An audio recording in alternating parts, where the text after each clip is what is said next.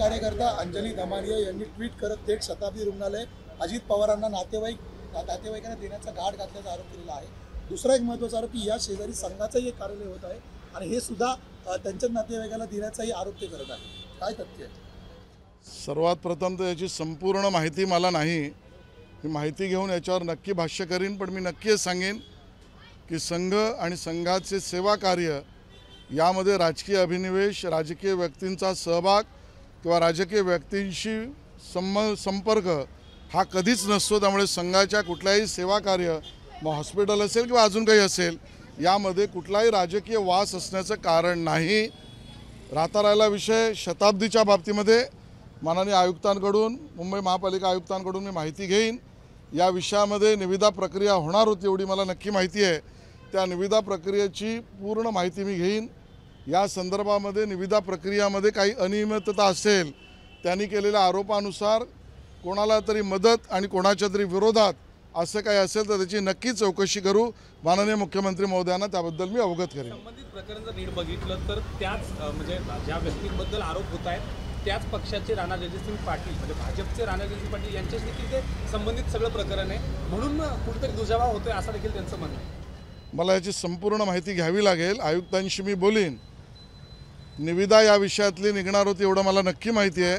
त्या निविदेमध्ये काही नियमितता अनियमितता, कोणाला मदत, कोणाच्या विरोधात असं काही प्रकरण आहे का याची संपूर्ण माहिती घेऊन माननीय मुख्यमंत्र्यांना मी अवगत करेन। संघासंदर्भात आता एक बैठक पार पडलेली आहे, नेमकं बैठकीचा आशय काय होता, काय चर्चा झाली?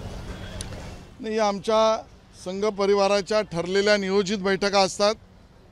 हे वर्ष संघ शताब्दीचं वर्ष आहे। विविध स्तरावर, विविध संघटनातील, विविध परिवारातील प्रमुख कार्यकर्ते एकत्र येऊन स्वयंसेवक म्हणून संघ शताब्दी वर्षाच्या उपक्रमामध्ये सहभागिता देतात। त्यातलाच ह्या बैठकीचा एक भाग होता। अशी जी राज ठाकरे यांनी भाजपच्या म्हणजे एक पोस्टर शेअर केले आज बाळासाहेबांच्या याच्या निमित्त, आणि तुमच्या हिंदुत्वावर एक कुठेतरी प्रश्नार्थक चिन्ह त्यांनी विचारले। खरं तर 11 वर्षानंतर राज ठाकरे त्या ठिकाणी आज एकत्र दोघं बंधू पाहायला मिळाले, पण हिंदुत्वावर प्रश्नचिन्ह भाजपच्या काय उत्तर आहे? त्यांनी एक पोस्ट केली आहे की ओव्हरऑल कसं म्हणजे राजकीय हिंदुत्व भाजपचं कसं आहे, फक्त राजकारणासाठी हिंदुत्व भाजपने कसं वापरलं? मी आज हिंदू हृदय सम्राट बाळासाहेब ठाकरे यांना आम्ही वंदन करतो। भारतीय जनता पक्षाच्या वतीने वंदन आणि अभिवादन त्या ठिकाणी करतो आहे। आजच्या दिवशी तरी त्यांनी राजकारणावर न बोलणं सोयीचं होतं। सन्माननीय राज ठाकरे यांच्या सर्व प्रश्नांना थेट उत्तर देण्याची क्षमता आमच्याकडे आहे। संधी साधूपणा आणि पलटी मारण्याच्या भूमिका यावरचे थेट प्रश्न आम्ही विचारू। आज ती वेळ नाही। आज वंदनीय बाळासाहेब ठाकरे यांना अभिवादन आम्ही करतो आहोत। पालघर हत्याकांडातील जे आरोपी होते चौधरी, त्यांना भाजपमध्ये प्रवेश देण्यात आलेला होता। मात्र या प्रवेशावरून मुख्यमंत्र्यांनी स्पष्टीकरण दिलं होतं की ज्यावेळी तुमच्या पक्षासोबत सत्ता विरोधकांनी कुठली टीका केली नाही। आता प्रदेशाध्यक्षांनी स्थगिती दिली। रोहित पवार असं म्हणतात, ना नीती ना मत्ता, प्रिय फक्त सत्ता। हा नियम रोहित पवारांना लागू आहे, त्यांच्या पक्षाला लागू आहे। ना विचारधारा ना स्वयं चलने की धारा, ही रोहित पवार या तुमच्या पक्षाची अवस्था आहे।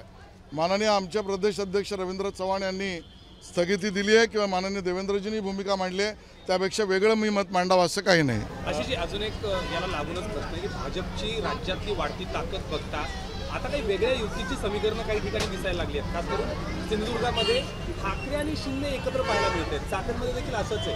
म्हणजे महाविकास आघाडीचा एक प्रयोग राज्यानं पाहिला होता, पण आता भाजप विरुद्ध म्हणजे उरले सुरले सगळे सर्वपक्षीय नेते आणि खास करून ठाकरे आणि शिंदे पण एकत्र बघते। काय भाजपच्या बाबतीत? मी एका विशिष्ट जिल्ह्याबद्दल बोलणार नाही, पण एक महायुतीत आमच्या ठरलेलं आहे की धोरण एकच आहे आणि प्रयोग एकच।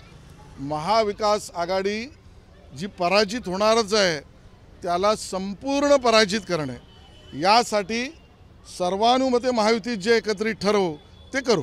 सिंधुदुर्गामध्ये नितेश राणेंना पराभूत करण्यासाठी ठाकरेंच्या उमेदवाराला शिंदे गटाकडून आता पाठिंबा देण्यात आलेला आहे आणि इतकं तर शिंदे गटाचे नेते सुद्धा अर्ज भरताना ठाकरे गटाच्या उमेदवाराचा अर्ज भरताना उपस्थित। माननीय प्रदेशाध्यक्ष रवींद्र चव्हाण साहेब यात निर्णय करतील, निर्देश देतील आणि ते प्रतिक्रिया आणि भूमिका मांडतील, तीच आमची भूमिका राहील. काँग्रेसने मुंबईमध्ये स्वबळाचा नारा दिलेला आहे. उद्धव ठाकरेंनी असं म्हटलं की त्यांना त्यांचा अधिकार घेण्याचा अधिकार आहे, त्यांना निर्णय घेण्याचा अधिकार आहे आणि कुठेतरी मनसेसोबत येत असल्यामुळे ही महाविकास आघाडीमध्ये मुंबईत नाही, दोन गोष्टी आहेत.